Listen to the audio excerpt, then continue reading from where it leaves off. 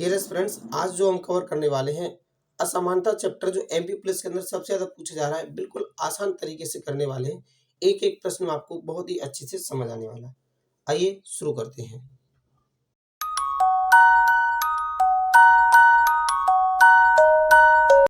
Firstly हम ये समझते हैं सबसे पहले, इसके अंदर दो फैमिलीज आती हैं।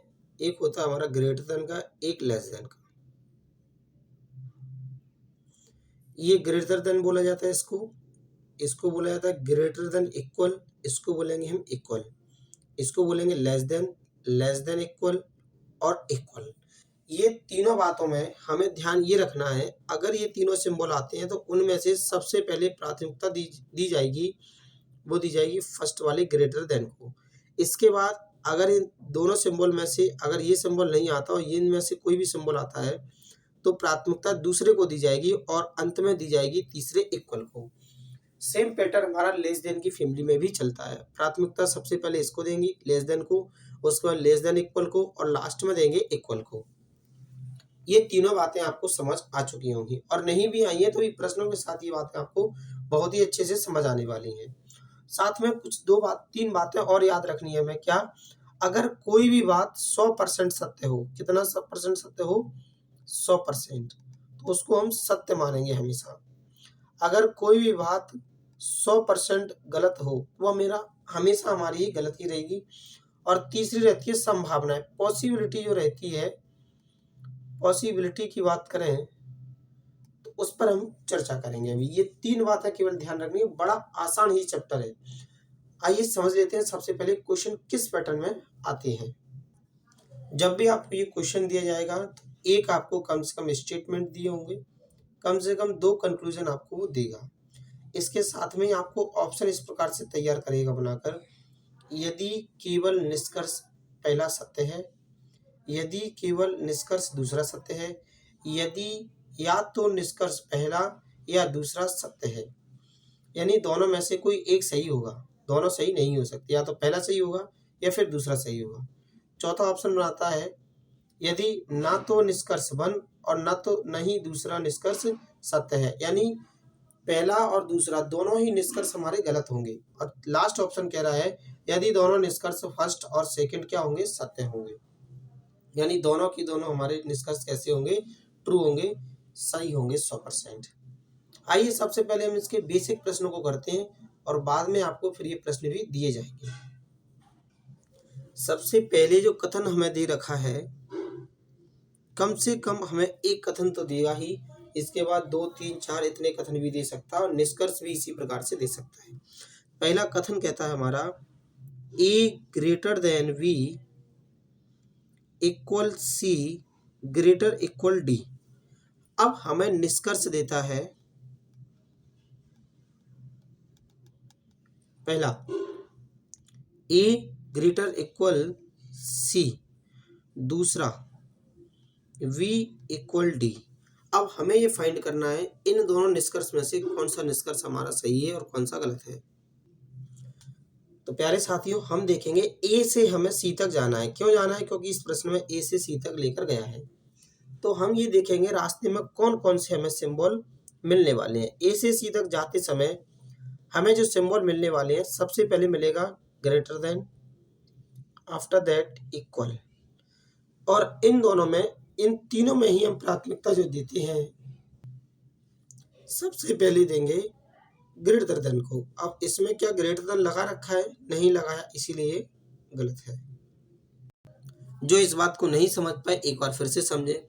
इस बार मुझे वी से डी तक जाना है, तो वी से डी तक जाते समय सबसे पहले मुझे सिंबल मिलेगा इक्वल का, उसके बाद मिलेगा मुझे ग्रेटर देन इक्वल का।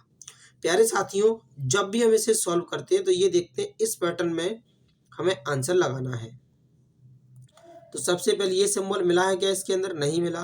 तो अब हम कौन से सिंबल को लगाएंगे? इसको। क्या इसने यहाँ पर ये वाला सिंबल लगाया था क्या? नहीं लगाया, इसीलिए गलत है। अगर इसने ये वाला सिंबल यहाँ लगाया होता तो ये निष्कर्ष हमारा सही होता। तो इस प्रश्न के अंदर हमारे दोनों ही निष्कर्ष गलत हैं, यानी हमारा जो आंसर होगा, तो जो ऑप्शन दिया जाएगा जिसमें पहला और दूसरा निष्कर्ष दोनों ही गलत है, वही वाला निष्कर्ष हमारा सही होगा, वही वाला हमारा ऑप्शन जो है सही होगा। अगर आपको ये प्रश्न समझ नहीं आया तो एक बार इसको दोबारा से देख लें, नहीं भी है तो आप लगातार सबसे पहले 4 प्रश्नों को पढ़कर देखें, अगर समझ आए तो ही आगे बढ़ें, अन्यथा क्या करें, वीडियो को हटा करके कहीं और से देखें। और अगर विश्वास है तो 2 मिनट रुक कर देखिए, आपको बिना पेन पेपर के इस चैप्टर को सिखा देंगे बिल्कुल आसान तरीके से। अब देखते हैं हम सेकंड क्वेश्चन। कथन में पढ़ते हैं हम, कथन में दे रखा है A greater than equal P equal C greater than equal D greater than Q. तो यहाँ पर हमने ये देख लिया। अब इसके बाद निष्कर्ष देखते हैं। ए इक्वल है सी के, पी इक्वल है डी के और सी ग्रेटर देन है क्यू के। तो अब एक एक करके हम निष्कर्ष को समझते हैं। सबसे पहले हम ए से सी तक चलते हैं तो हमें 2 सिंबल मिलते हैं। सबसे पहले मिलेगा ग्रेटर देन इक्वल का, उसके बाद इक्वल का। क्या इसने यहाँ से चलने पर हमें ये सिंबल पहले मिला कि यहाँ पर ये वाला सिंबल लगाया है? अगर लगाया होता तो ये कथन सही, ये निष्कर्ष सही होता। नहीं लगाया, इसका अर्थ है ये गलत है। दूसरा देखते हैं, P इक्वल डी। P से D तक जाते समय सबसे पहले हमें इक्वल मिलेगा, फिर ग्रेटर देन इक्वल। तो हम यूज किसको करेंगे? ग्रेटर देन इक्वल को। क्या इसने ग्रेटर देन इक्वल लगाया? नहीं लगाया, इसीलिए ये भी गलत है। लास्ट वाले ऑप्शन को चेक, लास्ट वाले निष्कर्ष को चेक करते हैं। C से Q तक सबसे पहले हमें मिला ग्रेटर देन इक्वल, फिर मिला ग्रेटर देन। तो प्यारे साथियों, इन दोनों में से हम किसको यूज करते हैं? पहले इसको। क्या यही सिंबल लगाया है? हाँ, इसीलिए ये वाला निष्कर्ष हमारा सही है। तो दूसरे क्वेश्चन में आपको समझ आया होगा, केवल और केवल हमारा तीसरा निष्कर्ष सही निकल कर आया है।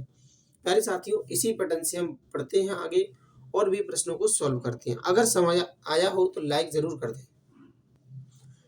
थर्ड क्वेश्चन में हमें दे रखा है पहला स्टेटमेंट यानी कथन हमें दे रखा है P less than equal R less then S equal T less than equal U।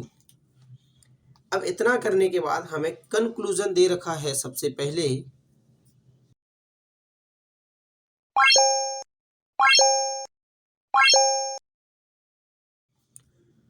पहले कंक्लूजन में हमें गिवन है P लेस देन S। दूसरा हमें कंक्लूजन दे रखा है R greater than equal less than equal T, और थर्ड में दे रखा है हमें R लेस देन U। तो प्यारे साथी, हम देखते हैं सबसे पहले P से S तक जाते समय हमें कौन कौन से सिंबल मिल रहे हैं? लेस देन इक्वल और लेस देन। तो प्यारे साथियों, इस फैमिली से इस बार हमें सिंबल मिल रहे हैं। तो इसमें हम देखते हैं सबसे पहले हम यूज किसको करते हैं? इसको, उसके बाद इसको, फिर इसको। इन दोनों में से किसको यूज पहले करेंगे? इसको करेंगे। तो हम देख पा रहे हैं इन दोनों में से किसको यूज करेंगे? इसको। तो यही इसने यूज किया है, यानी ये वाला कंक्लूजन हमारा सही है। फिर देखते हैं हम R से T तक जाते समय हमें लेस देन और इक्वल अलग अलग मिले हुए हैं, और इन दोनों में से हम प्राथमिकता किसको देंगे?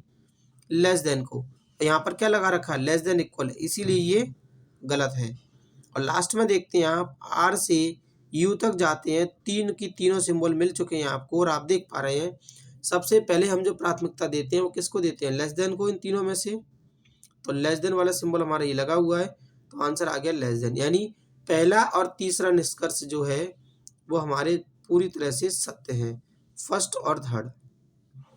तो इस क्वेश्चन को भी समझ पाए होंगे। आइए बढ़ते हैं अगले प्रश्न की ओर। प्यारे साथियों, हमने 3 क्वेश्चन किए अभी तक। सबसे पहले जो हमने क्वेश्चन किया इस फैमिली से किया, दूसरा भी से किया, और तीसरा हमने इस फैमिली से किया है। चौथे क्वेश्चन के अंदर हम इन दोनों फैमिलियों को कंबाइन करके डालते हैं। ध्यान रखना, जब ये आमने सामने अगर बताते समय हमें मिल जाती है तो वो ब्लॉक की कंडीशन होती है हमारी, वहां पर ये ब्लॉक हो जाते हैं। समझते हैं कैसे हो जाते हैं। फोर्थ वाला जो कथन हमें दे रखा है M greater than N equal R less than equal U less than T। और निष्कर्ष जो हमें दे रखे हैं सबसे पहला निष्कर्ष है। इसमें हम कम से कम 4 निष्कर्ष ले लेते हैं। फर्स्ट हुआ हमारा m greater then r, second हुआ हमारा r less than t, third हुआ हमारा n लेस देन t, और फोर्थ हुआ हमारा n less than equal u। अब समझते हैं प्यारे साथियों कौन कौन से सही है और कौन कौन से गलत हैं। सबसे पहले हमें m से लेकर के r तक जाना है। तो हम देख पा रहे हैं ये ग्रेटर देन का सिंबल है और इन दोनों में से कौन पहले आएगा, ग्रेटर देन। तो ये हमारा निष्कर्ष सही हुआ। इसको बार बार लिखने की जरूरत नहीं है क्योंकि हम इस पैटर्न में इनको लिखते हैं। फिर हमने देखा आर से टी तक जाते समय, आर से टी तक जाते समय जो सिंबल लगेगा इन दोनों में से पहले किसको लगाएंगे, लेस देन को, और लेस देन ही लगा रखा है, ये भी हमारा निष्कर्ष सही है। थर्ड में देखते हैं हम एन से टी तक जाते हैं तो ये 3 सिंबल मिलते हैं। इन तीनों सिंबल में से हम प्राथमिकता किसको देंगे, लेस देन को, और लेस देन इसमें लगा रखा है। और लास्ट में बचता है हमारे पास एन से यू तक। हम देखते हैं ये 2 सिंबल मिलने वाले हैं, इन दोनों में से हम प्राथमिकता किसको देंगे, लेस देन इक्वल को, और यहाँ लेस देन इक्वल ही दे रखा है। तो इसमें हमारे 4 के चारों निष्कर्ष कैसे निकले, सत्य निकले, इसलिए इसमें आएगा ऑल फॉलोज। ठीक है प्यारे साथियों, अगर यहाँ ये ब्लॉक की कंडीशन कैसे बनती है, डाउट रहता है स्टूडेंट्स को, तो मैं आपको बता दूं। अगर एक निष्कर्ष और बना लेता हूं मैं 5वां, जिसमें मैं ये पूछता हूं आपसे, क्या पूछता हूं कि m और t के बीच का रिलेशन बताना है, कौन सा सिंबल आएगा। तो प्यारे साथियों आप देख पा रहे हैं यहाँ से हम चलते हैं, ये यहाँ तक तो हम बता सकते थे रिलेशन। m का u के साथ रिलेशन इसलिए नहीं बता सकते क्योंकि यहाँ पर इधर ग्रेटर देन हो रहा है और यहाँ पर ये लेस देन हो रहा है। इसीलिए इस स्थिति में हम यहाँ पर अलग अलग सिंबल लगने के कारण इनके बीच का रिलेशन नहीं बता सकते। जब भी आपको अलग अलग दिशाओं में रिलेशन लगे मिल जाते हैं तो उस कंडीशन को हम ब्लॉक कंडीशन कहते हैं। इसीलिए वहाँ पर कोई भी सिंबल नहीं आता है। आगे भी हम प्रश्न करेंगे इसके, तब आपको ये प्रश्न बड़ी आसानी से समझ आ जाएंगे। तो आइए बढ़ते हैं अब अगले प्रश्न की ओर। स्टेटमेंट में हमें दे रखा है m less than n equal t less than equal r less then u। और अब प्रश्न में दे रखा है हमें कंक्लूजन में, यानी निष्कर्ष हमें दे रखे हैं। सबसे पहला u greater than t, second दे रखा है जस्ट इसका opposite u less than t, और थर्ड दे रखा है t ग्रेटर देन m। प्यारे साथियों पिछले 4 प्रश्नों में और इस प्रश्न में क्या भिन्न है, सबसे पहले हम आपको ये बताते हैं। तो जब तक अभी तक जो भी हमें क्वेश्चन दिए गए थे वो हमें इधर से ऐसे सॉल्व करना था, लेफ्ट टू राइट। और इस प्रश्न में हम देख पा रहे हैं हमें जो डाटा पूछा जा रहा है वो राइट टू लेफ्ट पूछा जा रहा है, यानी अपोजिट पूछा जा रहा है। और अपोजिट करते समय आप कुछ ना कुछ जल्दबाजी में गलती कर सकते हैं। तो इससे बचने के लिए हमें करना क्या होगा, सबसे पहले हम क्या करेंगे, जो ये पूछ रहा है हमसे, डिमांड कर रहा है, हम उसको लेफ्ट टू राइट टर्न में लिख लेंगे। जैसे कि अगर मैं टी से यू की तरफ जाता हूं तो पहले मुझे टी मिलेगा फिर यू मिलेगा। प्यारे साथियों इन दोनों में से कौन बड़ा है, यू। यू की तरफ हमने सिंबल लगा दिया बड़े के लिए कि ये बड़ा है और ये छोटा है। अब इसको हम बड़ी आसानी से सॉल्व कर सकते हैं। प्यारे साथियों देखा आपने, इन दोनों सिंबल में से हम पहले कौन से सिंबल को लगाएंगे, जो ऊपर आता है उसको। ऊपर कौन सा आ रहा है, लेस देन का, और लेस देन लग रहा है, यानी हमारा पहला निष्कर्ष कैसा है, बिल्कुल सत्य है। प्यारे साथियों अगर पहला निष्कर्ष आपका सही है तो दूसरा निष्कर्ष आपका गलत होगा। क्यों, ये जस्ट इसका अपोजिट है, इसीलिए ये क्या हो जाएगा, गलत हो जाएगा। और अब चेक करते हैं थर्ड वाले को, यानी मान लीजिए आपको दिक्कत आ रही है। वैसे बहुत सारे स्टूडेंट्स को देखते ही पहचान लेते हैं कि यहाँ से चलने पर ही अपोज इधर की तरफ लेस देन का सिंबल लगाए और उल्टा लिख देंगे तो ग्रेटर देन का सिंबल लग जाएगा। जिनको ये बात समझ में नहीं आती है वो क्या करेंगे, सबसे पहले लेफ्ट टू राइट चलते समय m से t तक जाएंगे। फिर देखेंगे क्वेश्चन में ऑप्शन में कौन सा दे रखा है हमें, ग्रेटर देन का, इसको पलट दे, यानी t बड़ा है तो t को बड़ा कर दिया हमने। अब देखते हैं इन दोनों सिंबल्स में से हम किसको प्राथमिकता देते हैं, लेस देन को, और लेस देन ही लग रहा है, यानी ये निष्कर्ष हमारा सत्य है। तो प्यारे साथियों फर्स्ट एंड थर्ड हमारा निष्कर्ष कैसा निकला? सत्य निकला। हमने जो अभी तक क्वेश्चन डिस्कस किए हैं, सबसे पहले जो डिस्कस किया था वो केवल इस पैटर्न पर चल रहे थे। फिर जो हमने क्वेश्चन डिस्कस किए वो केवल इस पैटर्न पर चल रहे थे। फिर जो डिस्कस किए वो दोनों आपस में चल रहे थे, यानी दोनों की दोनों दे रखे थे सीरीज के अंदर, कथन के अंदर। और अब जो हम क्वेश्चन कर रहे हैं वो दिया तो सीधा है, और जब निष्कर्ष उसने बनाए हैं तो राइट टू लेफ्ट बना दिए, जबकि हम क्वेश्चन को कैसे सॉल्व कर रहे हैं? Left to right.